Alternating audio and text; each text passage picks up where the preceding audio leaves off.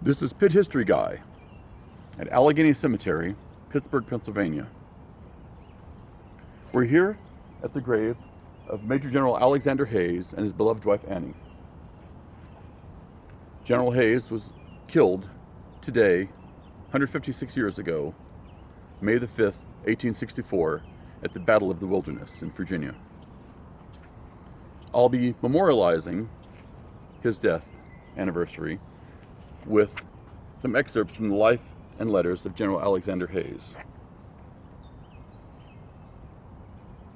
From the Honorable Judge John McCalmont, August 23, 1883, to the Hays' son Alden. At the age of 16, your father was bright, active, intelligent, the foremost in healthy sports, and bravest of the brave.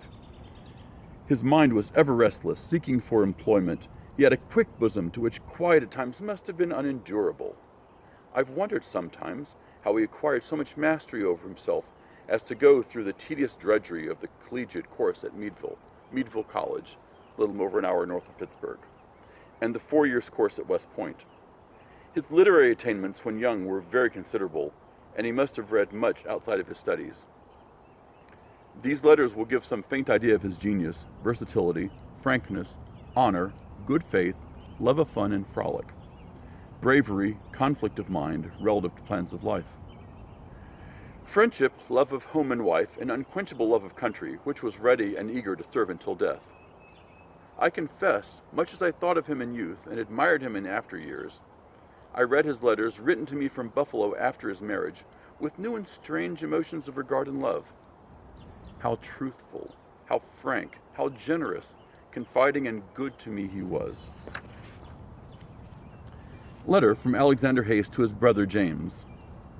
March 16, 1846, on a steamer on the way to the Mexican War. Dear brother, it would of course have been all one to give as far as the act of marriage was involved, whether my relatives were pleased or not. But now, since it is all over, and they are pleased, it is no small gratification, I assure you. I think Father feels as I do, that Annie will be all to him that he would desire. In such case, I can only fear she would be carried to extremes in her anxieties. In getting married, I have reasons few imagined. I felt, like some of my brothers before me, that I was prone to wander, and the necessities of a turn now or never. The consequence was a wife, and there will be a thorough reformation. Further intentions I will give you before I am done. I ask it as a particular favor that you will write to Annie as soon as possible. Letter from William H. Smith, Maryville, Kansas, July 27, 1913, to the Hays' son Gilbert. Dear Sir, I was a soldier in Company D, 62nd Pennsylvania Volunteer Infantry. I was severely wounded at the Battle of Malvern Hill, Virginia, July 1, 1862, and was left on the field when the Army marched away to Harrison's Landing. Suffering from my wound, tired, hungry and weak from loss of blood, I followed the Army, making but a few steps between stops to rest. On the evening of July 4th, I came in sight of the picket line, but was entirely exhausted and could not go any further. It had been raining, and I became stuck in the mud and fell down and was not able to arise. If it had not been for your father, I would have been there yet. He had been out along the picket line, and with his field glass discovered me. He rode out to where I was in the mire, and picked me up and put me on his horse, and carried me inside the lines and down to the landing, put me on the Ocean Queen that was just ready to sail to New York. To that act of his life, I owe my life. He was killed before any opportunity came to me to meet him again and acknowledge the debt. You're a stranger to me, and I a stranger to you, but I wanted you to know of this act of your father, because it is evident of the great heart of the man. He was the colonel of his regiment at the time, and could have detailed any to come to my relief, but did not wait for that. He came promptly and alone, and performed the service himself. It was a rare thing for the officer of his rank to do so, and I shall always feel grateful to him for it. General Hays to Mrs. Hays, 4 days after the Battle of Gettysburg, July 7th, Taneytown, Maryland. My dear wife, our fight with the rebels in the 3rd was most terrific. I commanded the 3rd Division of the 2nd Army Corps. Opposed to me were A.P. Hill and George Pickett, besides several others of our old acquaintance. They thought they were attacking raw militia. After cannonading us for an hour,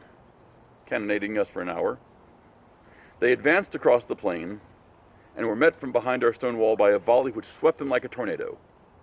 It will not be credited, but we, I mean the 3rd Division, took double our own number of prisoners, killed twice our own number, and took nearly 3,000 stand of arms.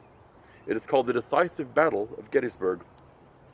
I am untouched, as also our courts and shields, which is miraculous, although we lost our horses. Dave Shields had the shoulder of his coat blown off by a shell. Dan, one of his horses, was killed by a cannonball through the heart just after I'd exchanged him for Leet, another horse. Leet was shot severely in the breast, 3 balls. One has been extracted and will be sent to Leet Shields. Out of 20 mounted orderlies, I have but 5 or 6 left. Of your acquaintance, I have lost all my colonels, lieutenant colonels, commanding brigades, and lieutenants commanding regiments.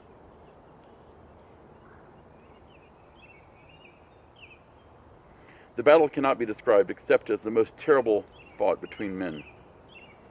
My division is taking 20 banners or battle flags, more than all the balance of the army, and the 3rd Division is at a high premium. We may meet the enemy again, but they are totally demoralized. My love to all, and God bless you, Alex. General Hays to Mrs. Hays. Dear Annie, March 22nd, 1864. Dear Annie, my dear, I am forced to blush on your account. You dear old thing, the mother of 9, is said to be the most beautiful and sweetest woman who visited the Army of the Potomac, a universal favorite. Oh, Jiminy! Just read that to you. General Hays to Mrs. Hays, March 30th, 1864. Dear wife, as you will see by the enclosed farewell address, I've parted with my old command, the division, and assumed a new one, much older than the last. Though it is still 3rd Division, 2nd Army Corps, I'm required to prefix with 2nd Brigade. So he's been demoted from division to brigade commander. No performance problem, just trying to find spaces for generals.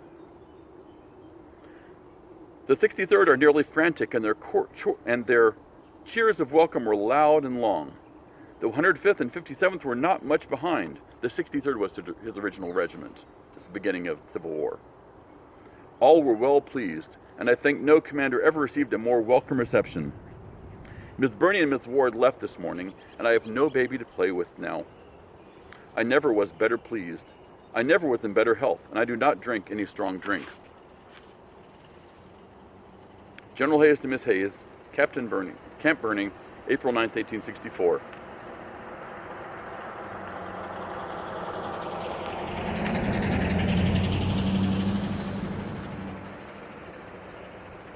I will send down on Monday a small box to be forwarded by express. It will contain my gloves, a 2nd Brigade 3rd Division flag, and some of the pictures I have mentioned.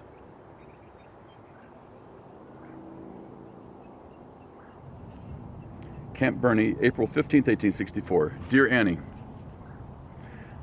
I do not like your last photograph. It is not nearly so handsome or lovable as the original. I have received 2 letters from little Rachel and answered.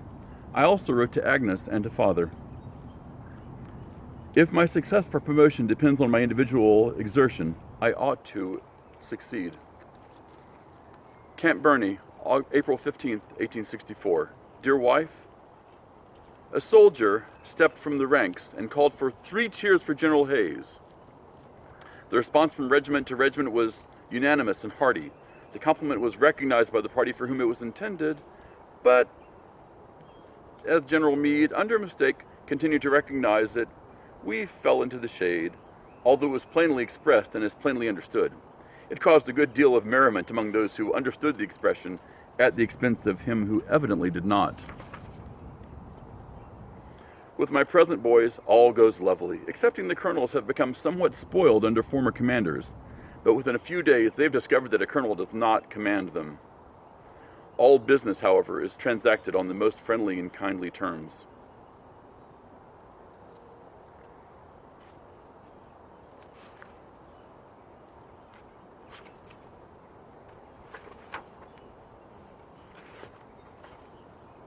General Hays to Miss Hays, April 21st, 1864.